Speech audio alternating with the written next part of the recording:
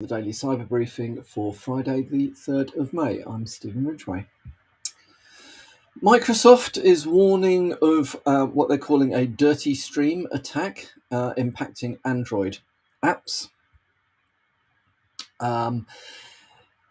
Effectively, it is a situation where a malicious Android app can overwrite files that belong to another application or sit in another application's home directory, which would potentially lead to arbitrary code execution. So there's a good article in Bleeping Computer that gives a kind of flow chart of how these things, how this particular kind of attack works. So definitely worth taking a look. The apps that have been highlighted as vulnerable to this include Xiaomi's file manager application, and that's got over 1 billion installations, and WPS Office, which has got around 500 million installations. So if you're using either of those two, have a look, make sure that you are as up to date as possible with that, and as always, keep on top of ensuring that your apps are up to date and that you are only installing apps that you actually need would be a good starting point, and that you're making sure that those apps come from reputable Play stores, app stores, whatever it may be.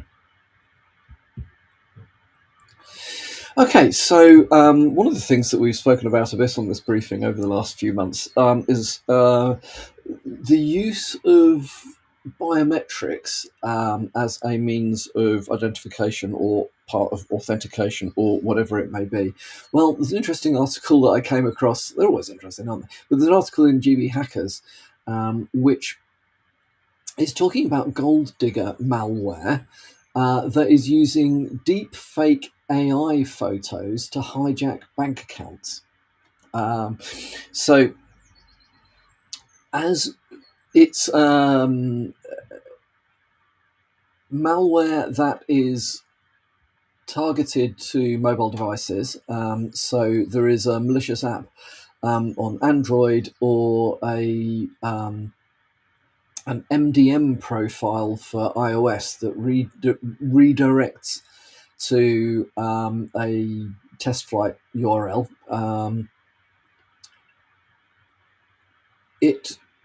These, once compromised, the apps then steal facial data and intercept SMS. They ask for ID images, so they're basically grabbing the things that you need in order to spoof biometric identification for authentication. And then the system kind of acts as a network proxy once it's been installed. So there are various domains associated with this. There are some. There's a list in the article which I suggest, if you are not already alerting or blocking on these, then it would be a very good idea to. I think it's interesting to me in that it is yet another scenario where using biometrics, as in this case, face images, is being effectively subverted. So do think carefully about the way that you are securing access to devices, systems, whatever it may be. And biometrics, whilst it sounds really cool, in the end it's just turned into a bunch of digits, and those can be stolen and reinserted into the stream, as we said before. So, interesting article.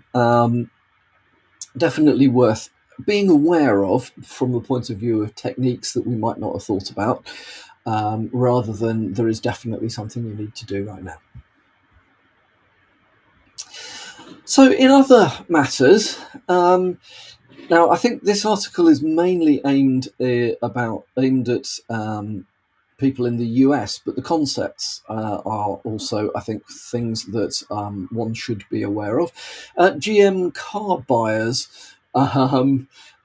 So GM is sharing driving data with insurance companies in the US, which is resulting in increased or potentially increased insurance premiums. So the concept being that you can certainly in the UK, in Europe, I think also in the US, you can opt in to have a kind of black box type insurance system, whereby you put a black box in your car. It then sends the insurer information about how you drive, rapid acceleration, heavy braking,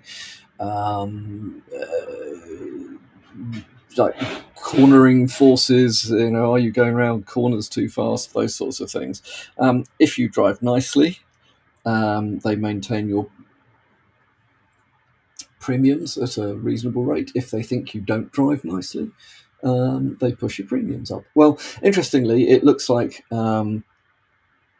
GM is sending that sort of information, certainly for US users. GM is sending that sort of information to the insurers anyway, or the insurers are buying it off GM, whether you've opted in or not, which is slightly concerning. But I suppose it is inevitable that this sort of stuff will be going on. I was having a discussion with the other day with a colleague of mine, Ross, who sometimes listens in. So hi, Ross, if you're listening in. Regarding all the stuff that goes on cars, and I think he made a very good point that if your car connects to anything outside of your car, you're probably into a world of pain, if not now, certainly in the future. And I think he's right. I'm not a big fan of cars being online, partly because there's surreptitious stuff that is going to be going on like this. And also partly because if your car relies on being online, that means it's a target, which it never used to be. Cars didn't used to be because they weren't on the internet. Questions to ask of your car manufacturer will be what's the end of life policy for the software on my car? I'm willing to bet that not many car manufacturers have really got to grips with how to be a software house.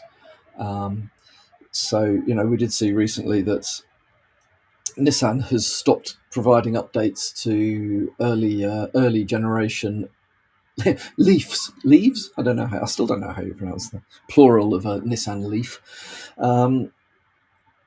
But yeah, so there is going to be now not only built-in obsolescence from the point of view of kind of the mechanics of your car, but there's going to get to a point where you're no longer going to be able to get security patches for your car, which is potentially going to be a very significant issue, because then at that point, what's the residual value of your vehicle? It kind of drops down to, well, what happens if there's a critical vulnerability found in an older version of your car OS that allows attackers to do nasty stuff, apply the brakes, make it accelerate, turn the engine off, whatever it might be. Your car could then become dangerous. So I wouldn't be surprised if regulation catches up with this, and well, it won't be I was going to say in the not too distant future, but Um, it just seems to me at the moment that most regulators, I don't even know who the regulator would be for this, but most governments don't seem to have a proper grip on this sort of stuff. So at some point in the future, somebody was going to look into this and go, oh, actually, we now are going to have a rule that says you may no longer drive cars that don't get updates on the road. Curious one. Or actually, they may just simply say you may not drive cars on the road anymore, which is much more likely. And then finally from me, good old-fashioned USB malware has resurfaced. Very timely article, as well, certainly for us, because there was a discussion amongst part of that security company community around what should you do to control removable device and USB devices were part of that in this day and age, and I think the conclusion was, well, a lot of people seem to have moved towards the mindset of that's a very old-fashioned threat and we don't need to worry about it. And as always, because I've been doing this for longer than I care to remember, the argument back in the day when physical USB devices were the primary method of distributing malware, that, well, we can't ban it because either it's technically too difficult to control it, or we need it for business purposes.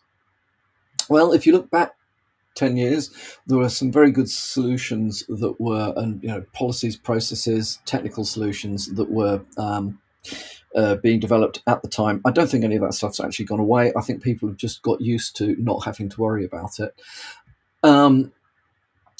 But according to Honeywell's 2024 Guard report, there has been a 33% rise in detections in this space compared to a year ago. So, and this also is of relevance if you're running a large OT environment as well, because quite often OT devices are, and certainly if I've worked with organisations that have had fairly large, say manufacturing, whatever. Environments which are effectively offline because it's sometimes difficult to protect these environments in other ways. In which case, an engineer from the supplier of the hardware, stroke software, stroke whatever, will regularly turn up with a laptop, plug it in, and update things. Well, you need to be certain that those devices, be it a USB stick or be it a laptop or whatever it is, you need to be certain that that those things are not going to introduce either maliciously or inadvertently, more likely, malware or other nasties into those environments. So yeah, have a think about this. Don't forget that USB devices to spread malware has always been a very good way to get round a lot of the network-based controls that we all put in place. So even if you can't quickly deploy technical security controls around this, definitely worth at least picking up logging around what's being plugged into what, so that you've got the forensics, and you can, if you are concerned in this space, you can at least write some use cases or playbooks for your security visibility tooling that will flag up when people are doing things that you're not expecting. Right, that's enough from me for this week. It's a bank holiday in the UK, so I will. I wish you all a good bank holiday weekend, and I'll speak to you all again